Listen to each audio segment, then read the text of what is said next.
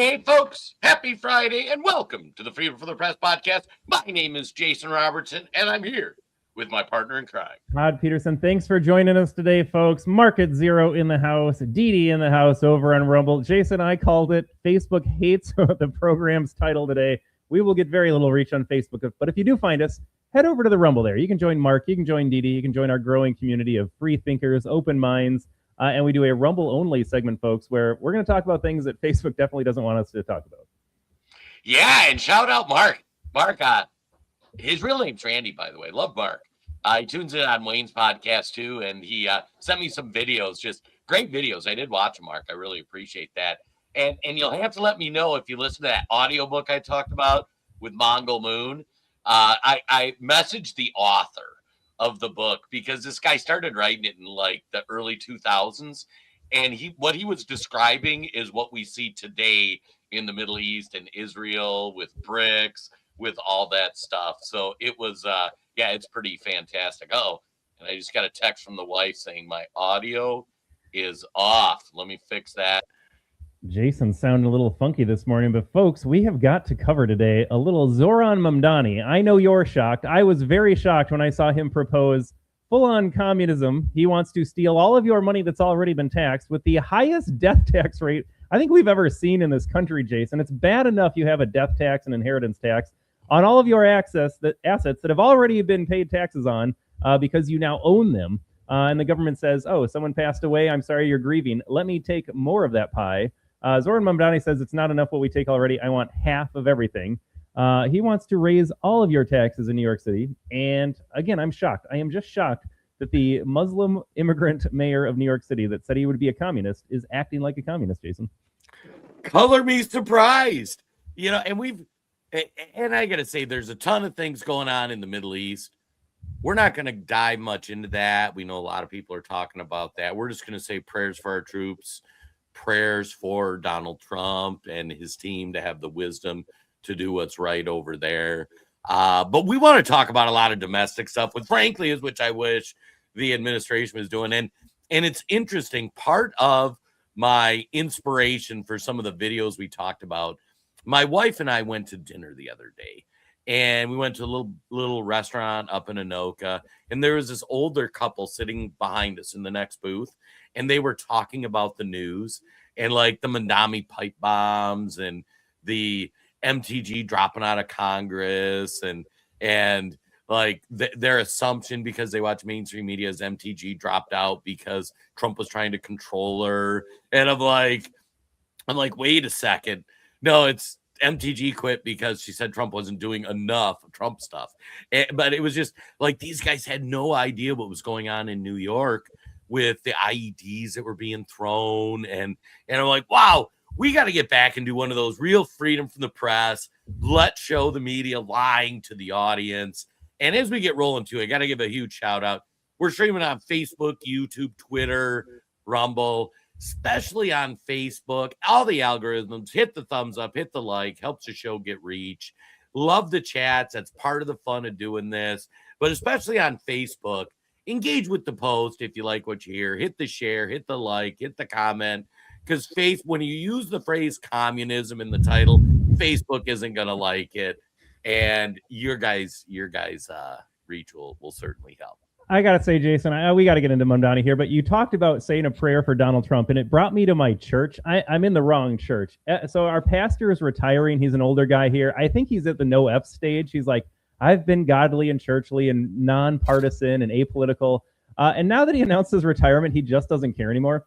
So every week now, if it's a story about ICE in Minnesota or it's a story about Trump attacking Iran, suddenly he's very invested in what Donald Trump is doing. So every week he kind of couches it and say, pray for wisdom for our leaders. And the TDS is oozing out of him. And like, I'm in rural Minnesota. This is a Trump county. We carried him 75-25.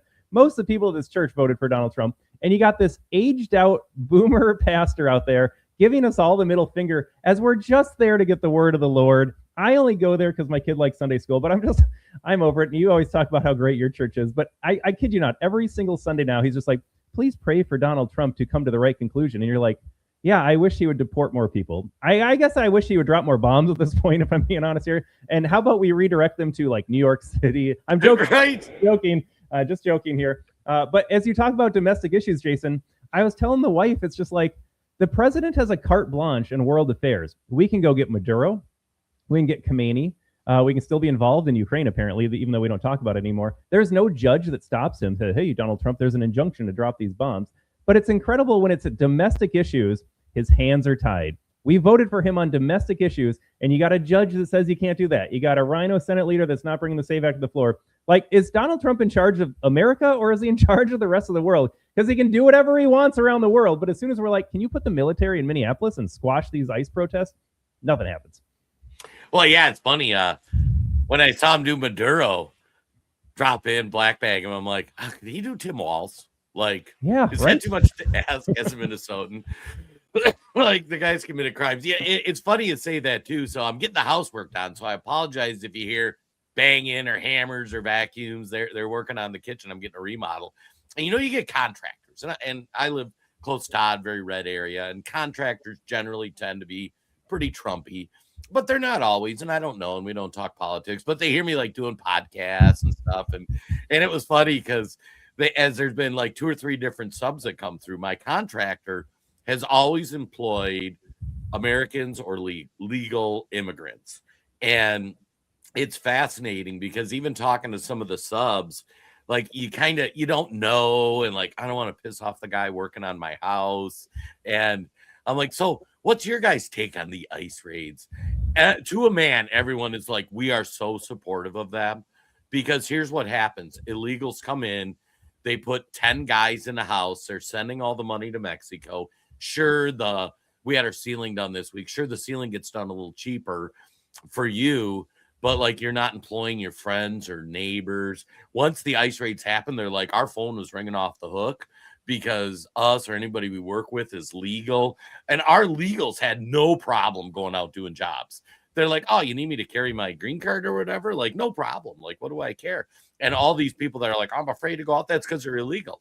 And they said, our phones rung off the hook. Our prices were always a little higher because we employ citizens, not Mexicans that are sleeping 10 to a house, sending all the money back to Mexico. And it is phenomenal what Donald Trump did. I'm like, oh, that's kind of awesome. So anyways, should we get to Mamdani? Jason, I think we can reach a new audience too. Paul says he's getting ready for a colonoscopy. Paul, can you turn on Freedom from the Press in the doctor's office? And as the procedure is getting done, just share the news with your doctors and nursing staff. But Godspeed to the colonoscopy. Jason, I turned 40. I know you went through the procedure recently. I think they keep lowering the age. So I'm like, am I due? At 40 years old, Todd, they want to play with your butt. I'm just 40 saying. is the new colonoscopy age. So I'm ready to join the club, Paul. And by the way, they're going to try to sell you on here's your take-home box. You can poop in a box and send it in. Don't even waste your time. I tried that, and they're like, the results are inconclusive. You got to come in and do this anyway. So, yeah, and it's not as bad as people think. It's just a day in the bathroom, I can live with that. I probably got some junk I need to clear out of the system anyways. Oh, yeah. All right, well, do we start with Mamdani? Where do we go with Mamdani? We do. Paul's going to live stream it. Turn into Cold War Radio tonight. Get our tech guy getting the right screens up there. All right, so we got a little Zohran Mamdani here. And like I said, folks, Zohran is simply doing what he campaigned on. So I know Jason and I take the approach of like, this is awful, but also like, are we surprised? Like, you elect a guy to do stuff, then he's doing it. I wish Donald Trump, I got to give Mamdani credit. I wish Donald Trump would do what he campaigned on. I'm going to deport every illegal. I'm going to put every criminal in jail. I'm going to end all the wars overseas. I'm going to arrest Pelosi and Clinton and Schiff and the rest of them here. We need a little Mamdani action in Donald Trump sometimes. So Mamdani, following through on promises, says it's not good enough. New York City needs to be fair and equitable, and they do all the pablum. I got to read from this graphic here, too. He's going to increase estate taxes by lowering the exemption to $750,000 from its current of $7.1 million, just a slight decrease. And he's going to increase the top rate from 16 to 50%. That is on the death tax. And again, I don't know, Jason, how all these taxes are even legal when you have double taxation. So if I make an income, pay taxes every year on that income, and now I have that money, somehow when I die, you can take half of that again and tax it, essentially, and that's okay. So that's where we're at in America. But let's listen to Mamdani sell this wonderful utopian package. And I don't know if he says it, Jason, but he's like, even if you try to leave New York City, I'm still reaching my hand in your bank account. In the wealthiest city in the wealthiest country in the history of the world, we already see an exodus of working and middle-class New Yorkers. So I don't have a hesitation in asking those who make the most amount of money in the city or the most profits in the city to pay a little bit more so that everyone can actually stay in this city. It's also something not just about justice or the ability for working class people to live here. It is also actually about ensuring that corporations can continue to attract the top talent to this city. Because in a city where childcare costs more than $20,000 a year, I've heard from corporate leaders about how difficult it is for them to attract individuals who would work at their companies but want to raise a family, because you could be making $300,000 a year and you will feel that $20,000 a year because of the fact that we have allowed for the absence of affordable childcare to become reality here. I have a question, Jason. Why is New York City so expensive? Why is California? Why is Minneapolis? I know it's a head scratcher here. Why are these blues places so expensive to live in? I wonder. Right? Yeah, I saw a tweet coming out of New York where they're like, one of the city, or was it Minneapolis? One of the city council members was going to have the city in our minimum wage go up to $30 an hour. I'm like, why stop there? Make it 50. Yeah, why do they have it? What's the limiting principle on minimum wage? Make it $1,000 an hour. Why not? Sounds great. Right. I'll take $1,000 an hour. Now, we should give a little context here to death taxes. Most people don't know. Todd and I, we're very anti-tax in general. Wealth tax, to me, is one of the most crippling taxes. So what a wealth tax means, you die, you built a business, a property, investments or whatnot. When you die, that money transfers to your kids. You pay some federal income tax. And to be fair, a lot of wealth taxes are set at pretty high thresholds. Like New York City had a city income tax over 7 million. Like, that's a lot. Does not make it right or moral. Like, I can't apply a different principle to you because you happen to be successful and made $7 million.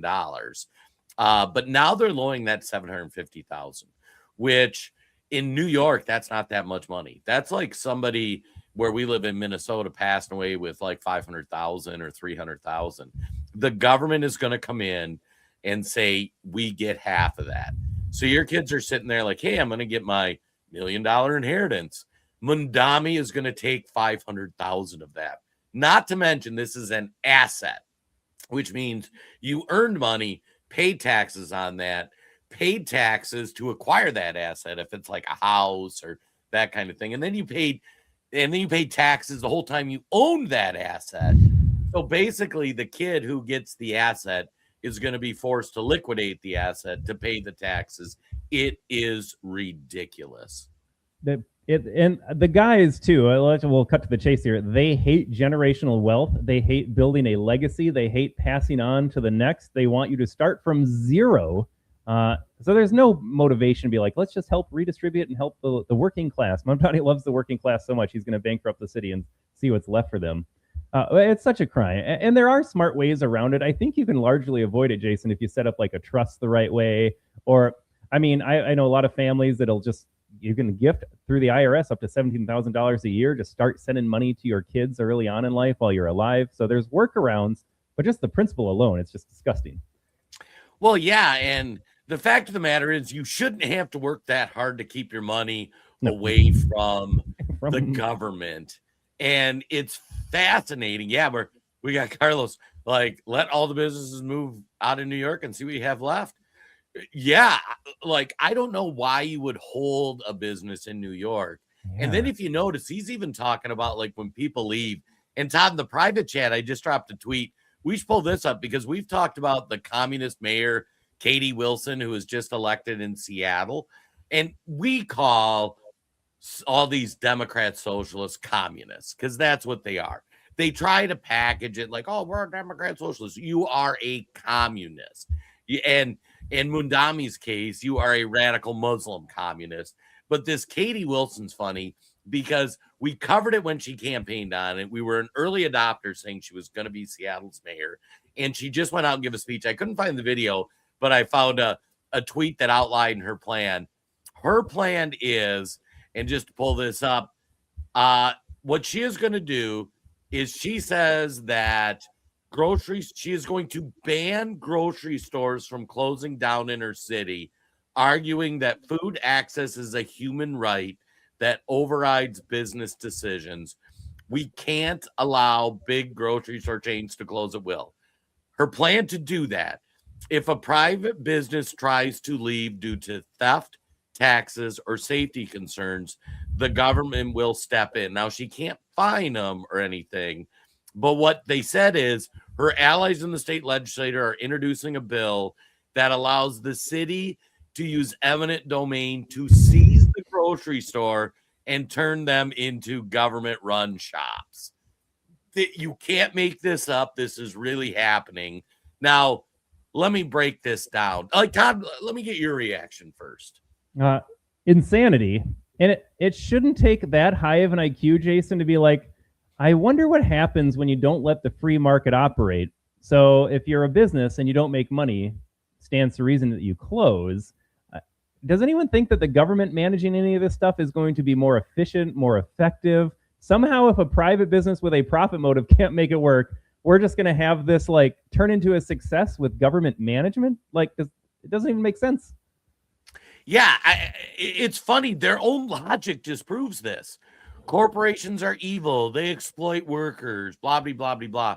So if you go with their logic and say these corporations are profit motive, they're going to abuse workers, they aren't going to pay them enough, all the things, and that business can't operate properly. Now you think the government is going to run it like profitably?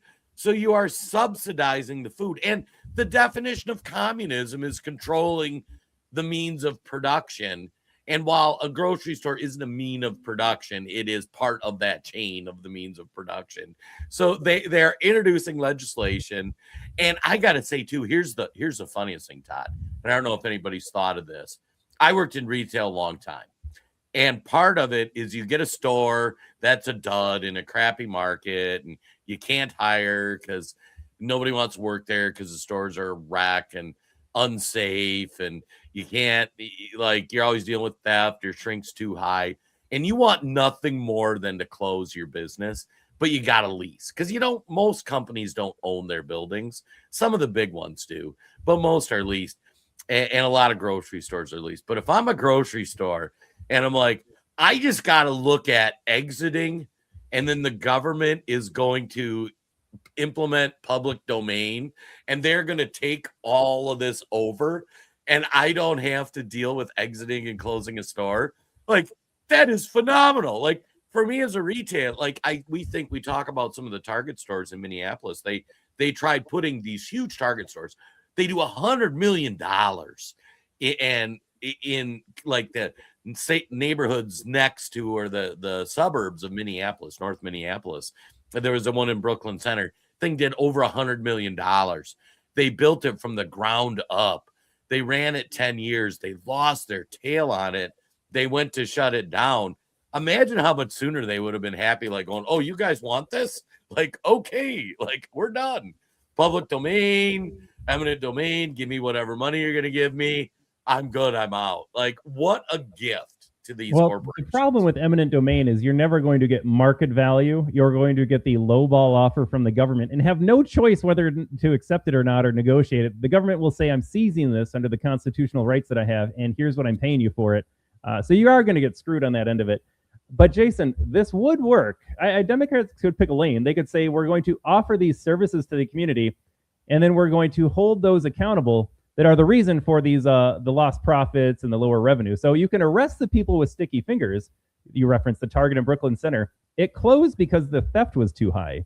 So you could enforce some laws saying you don't get to steal and we're going to put you in prison, or just honestly erect a bunch of gallows at this point.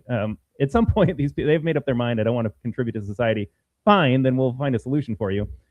They could do that, and then all of the stores would be profitable. You don't have to have a food desert in North Minneapolis if you simply remove the criminal elements. And then any business can operate as long as the margins are right. But it's one or the other here. They're like, oh, I can't believe the store is closing, and they didn't make enough money because the theft was too high. Here, we'll create a government-run center that is far less efficient, still enables sticky fingers, and we'll see how that turns out. Right. Oh, as you're talking there, I'm like, oh, we need to find that. Do you remember that video this week that came out from that hearing in Minneapolis where they're going to study the benefits of retail theft? Oh, I think we covered that last week. We did cover that here. Let me see if the old I don't know how I'm going to find that one. I can probably find it in my my video file here. It's no big deal. We had a public hearing and in Minnesota talking about this theft and the insanity. And there was actually a Democrat legislator who said, we need to study the benefits of theft. And I'm like, you guys are so missing the plot. Like, citizens want like safe neighborhoods and, like just to go about their lives. If you're a retailer, you want to go in, you want to pay a fair wage. You just want your store to make money. Oh yeah, you guys got to watch this. I love this. Yesterday, there was a presentation of a group seeking to change how we address organized retail theft. And it actually had not occurred to me to ask, it probably would have been good, to make sure that they would study sort of the benefit of shoplifting and of retail theft. And because perhaps people are relying on that and sort of using that, maybe it's, assisting them in some way. I mean, these folks were describing people violating the law, but I suppose it could be useful to look into that. But ultimately, it's a policy question, right? We do want to make sure when we have a law in place, we're enforcing it. So. People will say that's AI, that's fake news. You literally have a committee chair of the Minnesota State Legislature that's a Democrat. We need to study the benefits of shoplifting. And they actually approved it. They're actually going to do a study. Our tax dollars are going to pay to figure out the benefits of shoplifting. I got to be honest, Jason. It is a form of welfare at this point. Either the government is going to steal your tax dollars and give it to these shoplifters, or they're just going to make Target and Walmart eat the cost of providing welfare to these families. But this is where we're at. This is where Minnesota and Democrat places are at here. It is okay to steal if you need it. And then we wonder why these stores close when so much theft takes place that it doesn't make sense to run a business there anymore. Right. The benefits. Yeah. This same guy would scream about Target closing in Brooklyn Center as he's saying, let's study the good stuff that comes out of shoplifting. Right. Well, and then it's funny because you tie it back to the Mamdani thing. If I'm somebody who's rich in New York, and let's say I'm sitting on 5, 10, 15 million in assets, whatever, you worked hard, you built a good life, you hope to give that to your kids. I am not going to stick around in New York City. So, and I know Paul's going to say, oh, well, you can set up a trust and all that in the chat. And I love you, Paul. But like, most people just aren't going to want to have to deal with that because then they're going to change the law a few years down the road and then you got to change it again. And it's like New York is going to see this vast sucking sound of people leaving New York. We saw it in Washington State. They just passed their first ever income tax. And this was funny. They said, oh, we're only going to tax people that make $1 million a year. So if you make over $1 million, you pay 10%. And that sounds great. And then the owner of Starbucks said, well, I'm moving because I make over $1 million a year. And it's going to trickle down because they're not just collecting that tax and saying we're going to use it to balance a budget. They are adding programs in that this money is going to go to. And those programs don't stop. So as those programs continue to balloon, they're going to say, okay, make $1 million. Okay, now we're going to lower it to 700,000, then 500,000, then 100,000. Then eventually it's going to get to everybody. And anybody that argues that, look at the federal income tax, look at the Social Security tax. There is no tax in the history of mankind that goes down once you put it in place. It only continues to go up and up and up and up and impact more people. It is the craziest thing ever. Yeah, I was trying to find it came up on my feed on X. I can't find it now, trying to do a quick search here, but there was this graphic of these women legislators in Washington, and I don't want to pick on women here, but that's who the group was. And it was just this gleeful celebration as they are about to steal your money. They are so ecstatic that Washington State can now legally seize your assets and hard-earned money, and that's where the Democrat Party is at now. They're just so happy. I get to take what's yours. But like you said, yeah, it doesn't stop there, but it's pure evil at this point. Imagine celebrating stealing from somebody else. Like this guy we're making fun of, like, oh, what's the benefit of retail theft? You could apply the same thing to these legislators in the Democrat Party. They have the same reaction. What's the benefit from stealing from productive citizens? Right? It's crazy. Oh man, we should probably catch up on the chat too. We got Mark with the face palm. We got Valley G Todd. Sounds like sense they don't have. That is true. That's true. And they should get a job. Got Mike over on the Facebook. The free world wants communism. Oh hell no. But a lot of people do. And Joan, that's what New York voted for. Suck it up. Here's the troubling thing, Joan, and for viewers of the podcast, thanks for tuning in. They're not going to realize, like, these lefties who they don't believe it's communism, they believe it's democratic socialism. They put their hand on the stove and they get burned. And you'd hope they pull their hand out and go, "Oh, I shouldn't put my hand on the stove." No. They're going to say, "I just didn't put my hand on the stove hard enough and long enough." And they're going to keep doing it till their hand burns off. And yeah. Francis, Washington State commies. And by the way, we hate communists. McCarthy didn't go far enough. Yeah, it turns out McCarthy was right. Paul Stebbins summarizes this entire conversation, and actually every week that we talk here. Dem voters are idiots, capital letters, exclamation marks. Nailed it. Again, I don't like to call them just brainwashed because that absolves them of any personal responsibility. I'm making them own this. They are low IQ, and they are idiots. Yeah, a little bit of brainwashing, but also you should be able to think a little bit on your own here. The fact that they can't, again, brainwashing, don't give them an excuse. They are idiots.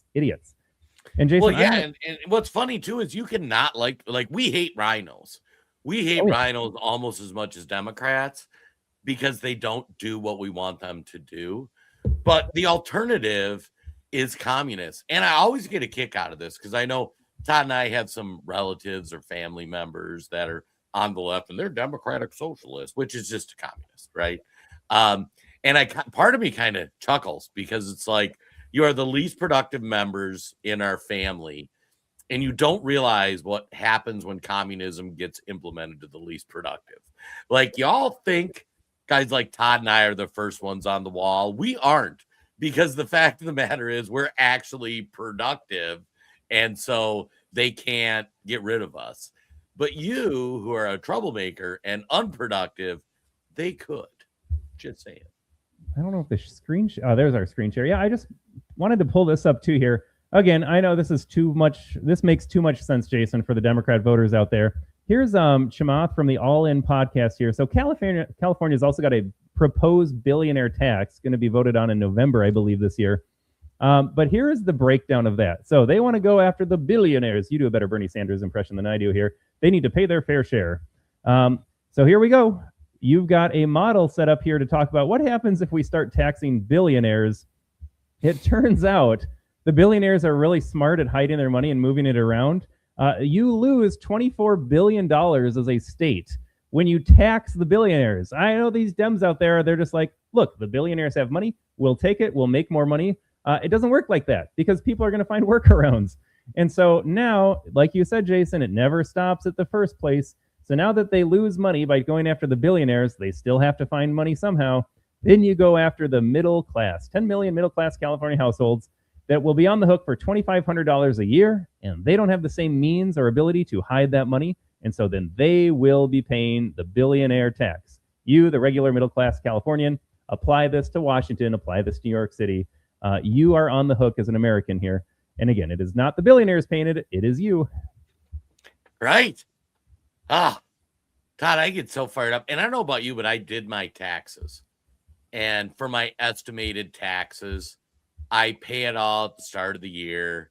And then I just go adjust any throughout the year. And I write paper checks. I do too. I want to feel the pain. And I want to feel when I add those zeros to the end. And like I put it in an envelope. I put a stamp on it. I walk it down to the mailbox because I want to feel every pain of those thousands of dollars I am sending the government. And yeah, I just can't. This is a good time to reintroduce. I haven't come up with like a crafty name for it yet, but every New Yorker fleeing, Starbucks CEO is a great example. This is a guy that has always donated to leftist causes and the Democrat machine. This moron is now fleeing the policies he created by letting these people get elected in the first place. There needs to be a moratorium on voting if you are fleeing from a blue state. And I don't even want to go through the process of like, let's vet you. Did you vote Republican? Like, if you're leaving a blue state, I think you just lose your right to vote for the next election or next couple elections. You're not allowed to leave a state that you ruined and then be a locust and go find some new field to just eat up and destroy. You're fleeing New York City, you're fleeing Washington, you're fleeing California. Fine, you don't get to ruin it for the rest of us here that we had already figured out voting for communism is not going to work here. So no voting, no holding office here. Let these people go and just thank us for not being as moronic as they are and not voting for Democrats. Todd, can I make a shameless plug for Will Tanner? I love shameless plugs. Yeah. For those who know, one of our business partners, Will Tanner, he writes a Substack over on www.theamericantribune.news. And he's dropping an article today because we're talking about the SAVE Act. SAVE Act's all over the news. And to me, this is the lowest bar we can have for voting. And the SAVE Act, it's criminal. They're not passing it.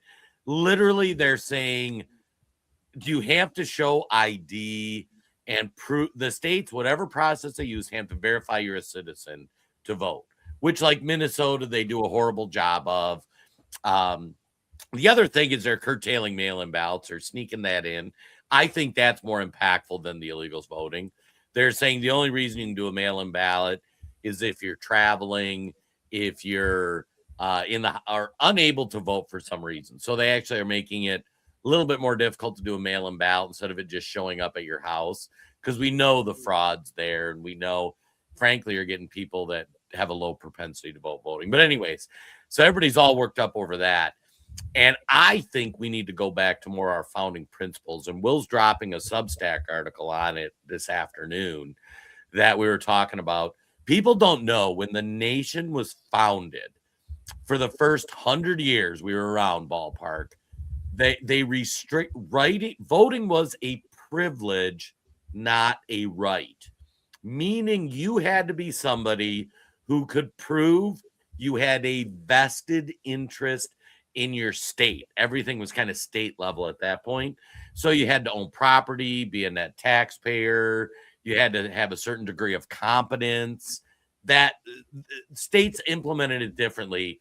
But for the first 100 years or so we existed, there was this concept that we had that you had to be vested in your community in order to have a vote. Because the reason is, if you just moved there, why would we want you voting on our communities? You don't even know our communities.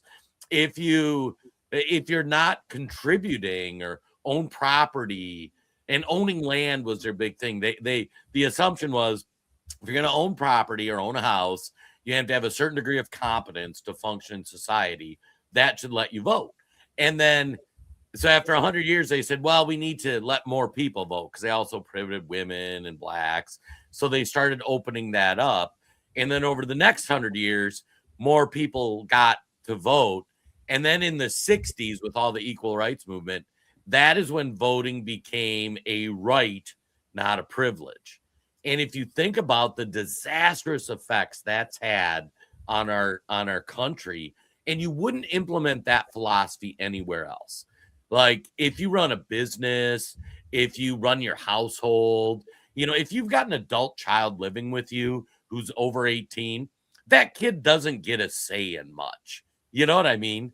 Like, if they're not paying rent or contributing to your household some way, like Bobby in the basement doesn't get to walk up to you, who's putting in the work, keeping a roof over their head, to tell you how to run your household. But somehow in the country, it has just become normalized in the last 50, 75 years that people that are a net drain on society are able to have a voice in government. And then what happens? You attract people from these other countries who want the welfare. And like, think of it for them, like these Somalis we talk about. Like, wait a second. I get to move to Minnesota. I get to get state and federal welfare. So they're paying me money. And then I get to vote Somalis into office that are going to give me more free stuff. This is the greatest thing ever. And when you talked about fleeing and getting to vote, that was one thing that we used to do. Most people don't realize this in states. When you move to a state, you had to establish residency in that state for X amount of time before you could vote. In a lot of states, it was like 2-3 years. So early in our government, if you wanted to move from Virginia to Massachusetts, that's great. You're free to do so, but you couldn't vote in Massachusetts for a few years. People don't even know this existed. And we were talking about Will and I were talking about the Federalist Papers. So he wrote a great piece that's coming out today that kind of breaks it down. And think of how much America would transform overnight if you said, just lived on the principle that the founders did, which you have to have a vested interest in your community, meaning you had to be somebody who was self-sufficient, who was contributing to the greater good, not just existing. It would be a game changer. Yeah, and the education system hasn't failed. It's doing exactly what it meant to. You and I sound radical for proposing these ideas, and this is what the nation was founded on. If we told a normie Dem, Jason, hey, I think you shouldn't be allowed to vote if you move states. Hey, you should only be allowed to vote if you own land. They'd call you the N-word. They would say that you're growing a mustache. And it's like, well, I'm not the only one. Turns out George Washington, Thomas Jefferson, Alexander Hamilton, all the founders of the country that set up the foundation for everything that you like, that's what they did too. Like, we are not far-right radicals. We are simply returning to our roots. Right. Well, Todd, where do we go next? Well, I want to hop over to Facebook here. Actually, before I go to Facebook, I'm going to start with a Rumble comment here. Cheers to you, Jason. Paul Reese over at splitrockcoffee.com. Go to splitrockcoffee.com. Use promo code TODD10. Disabled veteran-owned coffee company right here in Minnesota, where Jason and I broadcast from. We love Paul, and he does Cold War Radio as well. Friday nights, tune in as well. And then Facebook. Suddenly, we got some Facebook reach. Edgar is over on the Facebook saying Mamdani's a communist Muslim. Wrong on both counts. Amen to Edgar. Scott Harper says that's what he wants, a Muslim utopia. Think about it. Yeah, probably. And there's a lot of traction getting gained by, I think Tommy Tuberville's a one-man wrecking machine when it comes to like anti-Islam sentiment here. They're like, are you being a little harsh on Muslims? He's like, no, I don't want any Muslims. Oh my God, do you have the Tuberville? We might have to find that here. Yeah, Tuberville. I love this guy, and he's running for governor, so he's going to be out of the Senate this next cycle here. We got Janine. We tried to warn you, laughing about it.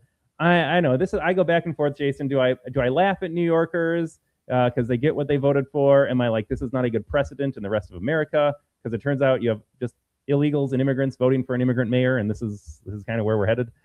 And Gary is over like, you voted for this. Yeah, I know they voted for it. James, yeah, we got so many great Facebook comments. By not paying attention, socially means. I'll pull that one back up. Socialism means hard workers and success people are going to pay the price for all the bums. Understand yet? Just to expand on that a little bit, Jamie. One, they don't understand that hardworking and successful people. They do understand that hardworking and successful people pay for the bums. They get that.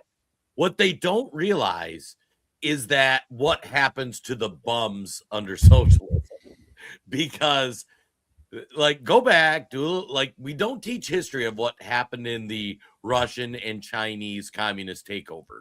The bums didn't make it very far down the road, because it turns out when you are a net drain on society, the communists are like, well, what are we going to do? These guys aren't going to work. These guys don't something bad happens to them. Something very bad. Cheryl over in the Facebook, thanks for your comments here. And then here's your tweet there. Tommy Tuberville, love the guy. So he's reacting to Politico. I can't believe Politico is still a thing. He shares social media posts suggesting Muslims are, quote, the enemy. And Tuberville just jumps right in and says, to be clear, I didn't suggest anything. I said it plainly. What a based comment, Jason. We've had Tuberville on Wayne Dupree podcast a couple times. Great guy. Love coach. He's awesome. Hope he becomes governor. Hate to lose him in the Senate. Sounds like they got a pretty good candidate to back him up. But that's actually a great segue to talking about our next topic, which is Mamdani, the media cover-up in these Islamic attacks. So we attacked Iran with Israel a couple of weeks ago now. I think both Todd and I really don't know how we don't want us involved in other countries' nonsense. And I think the picture's becoming clearer that it appears to me that Israel said, we're going to attack Iran. You can go or not. And we chose to go. I could be wrong. A lot of disinformation coming out about who's winning, how many missiles, what's getting through. Good luck to anybody. You're in fog of war, I call it, where you're not going to be able to tell who or what's really going on over there. But the thing I want to hone in on is what that's caused over here. And since that attack happened a couple weeks ago, I think it was in Texas, we had an Islamic attack they drove into a church, shot up people. There's been about 6 or 7. There was 2 more yesterday. One was at Old Dominion. One was at a Jewish school. This continues happening, and the mainstream media is running cover. And, oh yeah, Mark had a great comment. Fog of war with AI. This is what's weird. Like, I'm trying to dig in. I did find an account, by the way. I retweet him when he sends the updates out every day. Dude from America, he's military background, who actually does some pretty good, like, one-hit updates on what's going on in the war. And it seems to be pretty factual, so I retweet it when I get it. Josh is a kid's name, but great update. But Todd, we got to talk about what's happening in America, and the media is running cover, and it's criminal. Well, if you listen to CNN, all you need to know is that there were some terrorists. Doesn't worry how you qualify them. They're terrorists, and they tried to go after Mamdani, who's a Muslim here. So if I'm watching CNN, my takeaway right now is, like, isn't this awful? We have more Islamophobia, Trump's in the Middle East, and even at home here, we've got terrorists trying to target the one big profile Muslim mayor here. Jason, it sounds terrible to me. It sounds absolutely terrible.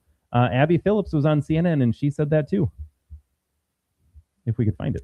Now, actually, as we get this up too, Mamdani. I think everybody or our audience has seen the video. So what they're talking about is there was a protest in New York City, Jake Long did, and I don't think we want to play the video for that. Yeah, I didn't put it in the library. Yeah, so there's a white liberal screaming, like, everybody belongs here. Why are you anti-Muslim? Super great liberal. We retweeted it. Can't play it on some of these platforms. I'm assuming a lot of you guys have seen it. If not, we don't want to throw it at Facebook for right now. Facebook, YouTube would not like it. But the guy runs up behind the liberal, the Muslim. He jumps up. He has an IED, an improvised explosive device it has an explosive, they said, that was stronger than C4, and he throws it. It's lit. Fuse is lit. He throws it at the counter protesters who are saying Islamics are jihadists. They need to go home. And the only reason it didn't explode is there were mass casualties is they screwed up and the fuse went out. And this was caught on tape. A big story was like the imagery of the guy throwing an IED over the head of the liberal screaming like, leave the Muslims here. So that was the background. So now the next day, and everybody on the internet, if you're on Twitter or whatnot, and if you're in the media, saw that happen. And he yelled Allah Akbar when he threw the thing. They arrested him. He didn't even make it to the police station. And he's like, I'm an ISIS supporter. Like, we want to take over your country. All the things radical Muslims say. And the kids' parents came here legally like 10, 15 years ago. And now they have like $3 million house. The whole story's crap. But listen to how Abby Phillips frames this. I can't speak for Mike Johnson, but I would say we've had 2 terrorist attacks here in the last 10 days. What does that have to do with Muslims? So can we condemn those? Why are we? Of course. What does that have to do with Muslims? What does that have to do with Muslims? There is a radical strain of Islam that's led to these terrorist attacks. Obviously, the vast majority of Muslims are people peaceful. with terroristic ideologies here and all around the world. What does that have to do with whether Muslims belong in American society as a group? Yeah, and let's be clear. Let's look. I'd like to hear the answer. I'm talking about what Mike Johnson was saying. That's what I'm talking about. I'm talking about what he didn't say. But you haven't read his full quote. What I'm talking about is what he didn't say. We can be tough on Islamic extremism without compromising our commitment to religious liberty. He was chiding those 2 members of Congress. And by the way, as a Republican, was he? As a Republican, I believe that the same. I believe that the same amendment. There are strong language. The same amendment that gives those 2 members of Congress. Or is it bigotry, Joe? The same amendment that gives those 2 members of Congress the right to say things that are offensive, that I find actually offensive as well, is the same amendment that permits Muslim people to be here proudly and practice their faith. Nobody said that Mike Johnson should throw. let's not talk about it. There's terrorists everywhere, Jason. Don't worry about it. I saw that video and I thought back to those people I mentioned earlier that were sitting in the booth behind me when we got dinner, who had no idea what's going on. We had a radical Muslim who lit an IED and threw it on the streets of New York while screaming Allah Akbar. How is that not the headline? And Abby Phillips, and then this Anna Navarro with her hand signal. Look at that face, like, oh, what do you got to say about that? Why are we letting radical Muslims into America? Why are we not vetting them? Why are we not sending them home? What we talked about with Somalis, we are largely a Christian nation. Why on earth would we? Why are we letting people in here that don't like us and want to kill us? It is the most insane idea I've ever heard, Todd. Yeah, absolutely. Well, I think I'm not sure where this clip is going here, and then we have her issuing her apology of sorts. So let's take a listen to how Abby is recovering from this. Ironic is, so supposedly some of these comments are as a result of the attempt against Mayor Mamdani in New York, who was raised Muslim, was he not? All right, let's pause there. So here is our friend from The View saying that the attack was against Mamdani.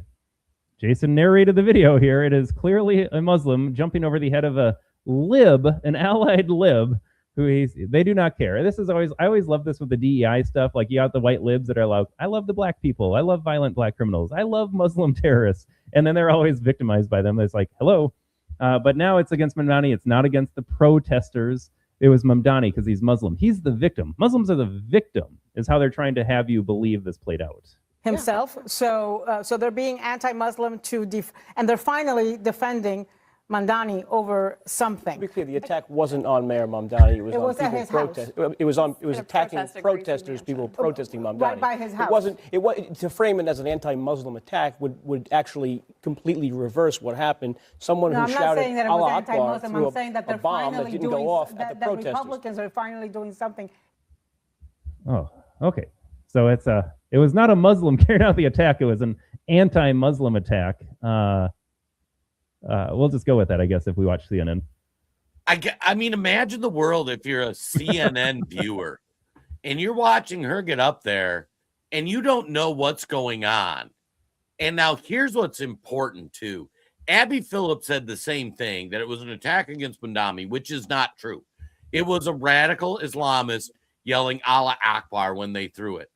And Abby Phillips said it on the show. She posted on Twitter an apology saying, oh, I was mistaken. And that Anna Navarro clip, Todd, if you timeline it out, that was after Abby Phillips apologized. Mm-hmm. And notice Abby Phillips doesn't stop to correct her. She just let her go on saying, oh, finally they're attacking Mamdani, and now Republicans want to do something about it. It is insane. Should we hear Abby's apology? Let's do it. And then let's give it to Market Zero here. This is a classic, Jason. Something happened. Remember when Ilhan Omar said some people did something that one day about 9/11? Yes. First thing in the morning on X for a mistake that I made in last night's show, but I also wanted to do so on air as well. I incorrectly said that the bombs that were thrown by ISIS-inspired suspects in New York over the weekend were directed at Mayor Mamdani. They were not. I failed to catch and correct that mistake in real time, and I take full responsibility for that. And while we do make mistakes, it is important to acknowledge and correct those errors when they happen. Here's what's wild. Everybody knew within 10 minutes of this bomb being thrown that it was a Muslim. They knew within an hour it was ISIS-inspired, and they knew the facts. She was on the air hours after this happened when she was lying. So she is lying. She should be fired immediately. Nobody's going to see her correction and connect the dots. That's the worst part of it, is they tell the lie, and it goes around the world twice. Those people sitting in the restaurant the other day, they didn't see this. They don't know this is true. They're not connecting those dots. And in her first reporting, she did not say it was an ISIS-inspired attack. She did not say they yelled Allah Akbar when they threw it. She left out all the relevant facts. It is insane. And it's part of the script. You can look at any Trump hoax, at this hoax here. As soon as you tell the lie, your deluded Dems simply run with it. Doesn't matter how many times. Jason has the example of the fine people with I forget your friend's name, Jim. But you could ask any Democrat voter, did Trump call them fine people? We all know the truth now, and you're going to get Dems out there that are like, I can't believe Donald Trump said they were fine people on both sides. Like, they just don't care. They're immune to the truth once that lie takes hold. And so now CNN knew what they were doing here. They knew they'd have to apologize later. And to Jason's point, the Ana Navarro clip we played took place after this apology and retraction. And catch her what she said at the very end. Ability for that. And while we do make mistakes, it is important to acknowledge and correct those errors when they happen. Correct those errors when they happen, except when Ana Navarro doubles down on that same lie. Except for that time. Just except for when we keep telling the lie later in the program. And seriously, think about this, where Abby Phillips had already been corrected. She wanted to lie. She wanted to get away with it. And if she wasn't lying, she was utterly incompetent. They should have fired her tomorrow. And I got to say, hopping in the chats, first of all, welcome. One of our longest term chatters and one of our favorite chatters. We got Kev over on the Rumble. What did he say? Yeah, ownership of these outlets needs to change. All leftists, they buy CBS, CNN, but they buy it. So welcome, Kev. And I got to say, we got a couple people that we need to invite to Rumble. Tony over here talking about giving a great breakdown on communism. Connie over on the Facebook, Muslim culture. Most of that, but thanks, Connie. Yeah, some of this stuff we can't get into on the Facebook, but Google Bakabazi and tell me what you think about Muslims. But you guys need to go to the Rumble. We do an extra half hour where we get a little bit more spicy because we can say some stuff we can't normally say. Yeah, it's why I think we got one more. I don't know why we're doing this to ourselves here. I got one more CNN clip, Jason, just to really beat this dead horse. Because so supposedly some of these comments are as a result of the attempt against Mayor Mamdani in New York, who was raised Muslim, was he not? Himself. Yeah. So they're being anti-Muslim and they're finally defending Mamdani over something. To be clear, the attack wasn't on Mayor Mamdani. It was on people's protest. All right, so that was just the clip with the correction that Abby did, both in writing and preceding those. Ana Navarro refuses to let it go. And Jason, I'm torn because I actually think Ana Navarro rode a short bus as a kid. I think she's just that stupid. She is unable to comprehend the truth and what actually happened here. She's a very useful idiot, a good pawn here. She's repeating the talking points. I think someone like her is literally too stupid to look at the video, look at the actors in it, kind of parse through some narratives and come to the right conclusion. It is beyond her mental faculties and abilities. Todd, I can't really fact check you on that because I think you're probably right. She might just be that stupid. Here's what's scary too. She gets to vote. She gets to vote. Yep. All right. It always comes back to voting if we took away welfare and took away the right to vote, we could actually live in an almost perfect society, Jason. Actually, it's funny you say that too. And so I'm going to plug Will's thing again, because in his Substacks, he tries to incorporate what could we actually do. He came up with one interesting idea that I think would dramatically change a company or the country overnight. And that was, you cannot vote if your money is dependent on the government. So by that, he was saying, if you're on welfare, you can't vote. And if you're a business that only survives because of government money and you work for that business, you can't vote. Can you imagine how much that would change the game overnight if you just said, okay, if you're deriving in, Todd and I get zero money from the government, we don't get welfare, we don't get government contracts, we get to vote. Paul Reese, the Will Tanner Twitter is very good. Oh yeah. Yeah, Will Spicy. Paul Reese, Paul Reese doesn't Paul would be interesting because actually he does get some government money because sometimes he sells coffee to the military. So we'd have to figure that out. But like many people watching this thing don't get welfare, don't get government contracts. So if you just said, okay, anybody that works for companies that do can't vote, and nobody that gets welfare can vote, I think we would have a radically different country tomorrow. Do I understand this, Jason? If you are a federal or a state government employee, you also don't get to vote. So we're talking about teachers. We're talking about everybody that lives in the wealthiest county. Imagine this, Jason. The wealthiest county in America happens to be full of government contractors and employees in Northern Virginia. I love it. I got to get to this, Jason. We have Mike Daly over on the Facebook making trying to make a historical comparison, because that's all these people can do. New York, well, I think he's on our side here, but a little misguided. New York City voters saw the charlatan and said yes, very reminiscent of Germans saying yes to the H-man. I don't know how much we can say on Facebook, Jason. We might need to hold off on any talk. Thank you for your comment, Mike Daly. You're wrong on every count here. I think we can break that down in Rumble. That would be a fascinating conversation. Yeah, I think maybe as we wrap up this week's episode, I think it will be safe for Facebook, YouTube. I think we played the Gene Simmons video, and then we use that as our bridge to go Rumble only. And then maybe we'll start out with Wakanda. So for those who watch the show, and by the way, we'll be logging off Facebook, YouTube in a minute here. We'll play this video. We'll play the outro. We'll see everybody over on the Rumble Twitter side.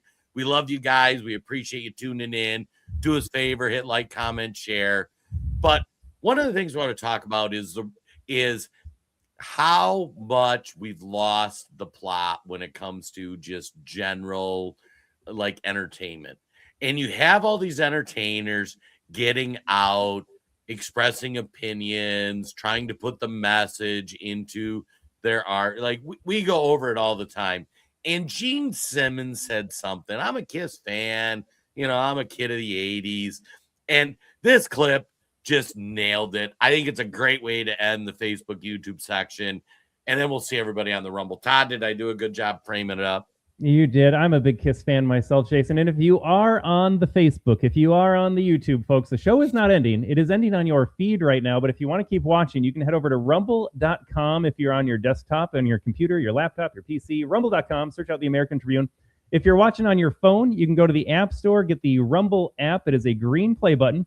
Rumble, I think you got to log in for a free account here. You can find, again, Freedom from the Press podcast under our channel name, the American Tribune. We broadcast live every Friday for an hour on Facebook, and then we do a bonus half hour where we get very spicy. Full disclosure here, we will be discussing Mike Daly's comment. We'll be discussing Joy Reid and Wakanda's comments. Again, for another half hour bonus Rumble session. Find us at rumble.com. Get the Rumble Play app. Look for the American Tribune, folks. But here is Kiss. And like I said, we are back in 60 seconds after the video ends, so you can keep watching the show. But Facebook audience, thanks for tuning in. Thanks for watching, and we'll see you on the other side. Doesn't want him to use his movie clips for war propaganda.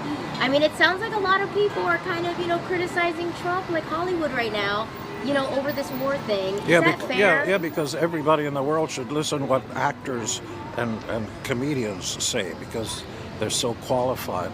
Basically, shut the f*** up. Do your art and shut up. Nobody's interested in your opinions. That includes me. Who I vote for, who I like. Who the f*** do you think you are? People in America work hard for their living, and they don't want to be lectured to by people who live in mansions and drive Rolls Royces. It's time for everybody in the entertainment industry to shut their pie hole and just do your art. Nobody cares what you think. I don't. Okay. What will Mark Ruffalo, however the f*** he pronounces his name. Mark Ruffalo, yeah. Ruffalo, Buffalo. What does Mark think about politics? I don't care. So you think celebrities should stay out of the politic talk? Well, we both agree. Okay.